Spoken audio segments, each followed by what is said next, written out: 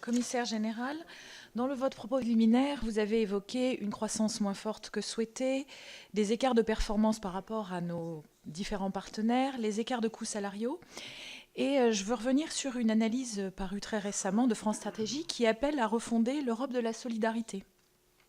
Votre institution fait le constat selon lequel le recul du rythme de la croissance sur longue période des économies les plus avancées d'Europe a entraîné une pression sur les salaires, la protection sociale et les retraites. Ce ralentissement a des répercussions politiques nationales, mais également européennes.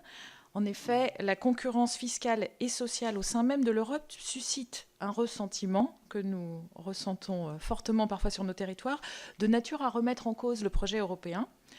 Je le mesure, moi, sur mon territoire du Limousin, où les entreprises de l'agroalimentaire souffrent de la concurrence, ou disent souffrir de la concurrence sur les salaires des entreprises allemandes. Dans votre analyse, vous demandez une concertation au niveau européen pour harmoniser les règles fiscales et vous appelez à la reconnaissance d'un socle de droits sociaux dans l'ensemble des pays de l'Union. Ces mesures sont intéressantes, mais j'aimerais vous interroger plus précisément sur le volet salaire qui, à mon sens, a été peu exploré par vous dans cette analyse.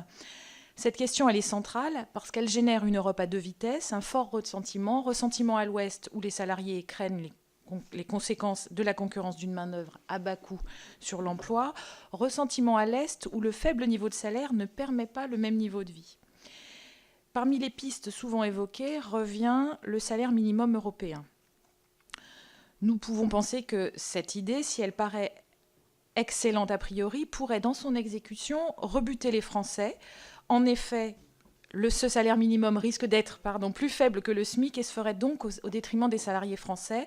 Avez-vous d'autres pistes à explorer pour limiter cette concurrence sur les